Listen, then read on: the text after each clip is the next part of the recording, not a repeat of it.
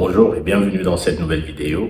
Si tu es nouveau sur cette chaîne, je t'invite à t'abonner et activer la cloche de notification pour ne rien manquer de notre contenu, pour pouvoir enrichir tes connaissances. Le sujet d'aujourd'hui porte sur une question qui est très cruciale et je pense qui est aussi d'actualité. La diaspora peut-elle sauver l'Afrique ou du moins contribuer à son développement? C'est parti.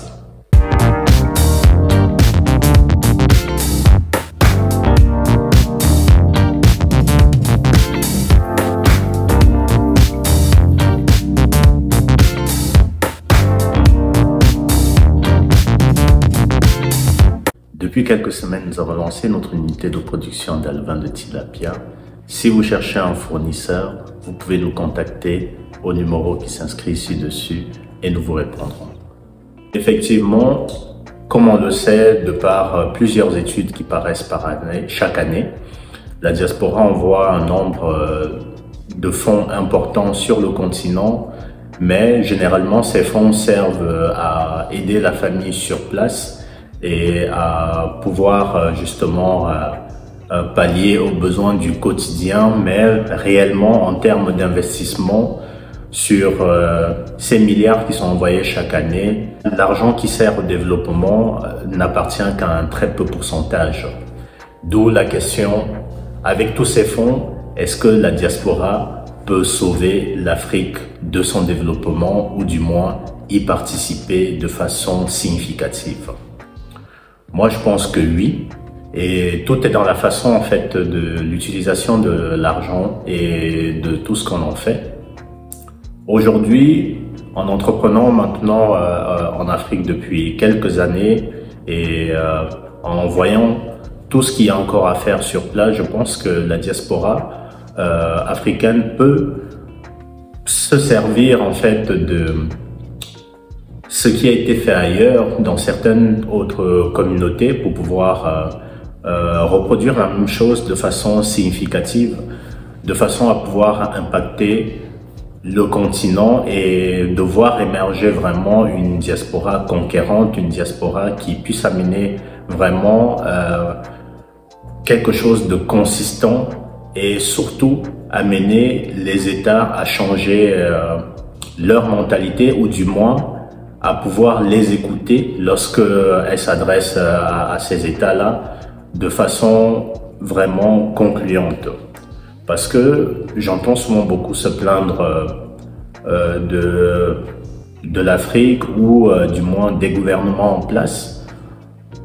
Il faut savoir une chose, c'est que le gouvernement a pour utilité de réguler le système. C'est sa fonction première. De prélever des impôts pour pouvoir construire des routes, des hôpitaux et tout ce qui sert justement au bon fonctionnement de la société de façon égalitaire. Et je pense que si la diaspora veut être écoutée, elle doit d'abord s'unir pour pouvoir investir massivement sur le continent de façon à amener les États à pouvoir les écouter, à pouvoir l'écouter lorsqu'elle soulève un sujet qui est crucial, celle du développement du continent.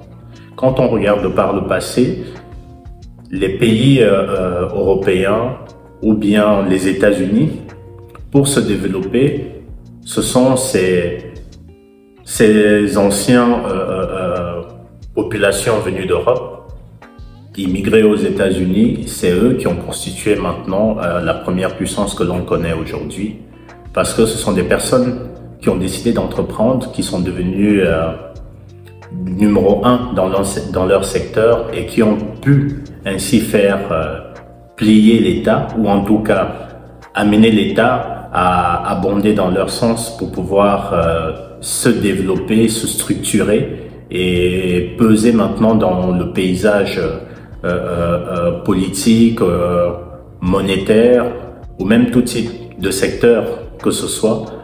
Parce que je pense que si on attend tout de l'État, l'État ne peut pas tout faire et c'est pas sa fonction et c'est pas sa vocation.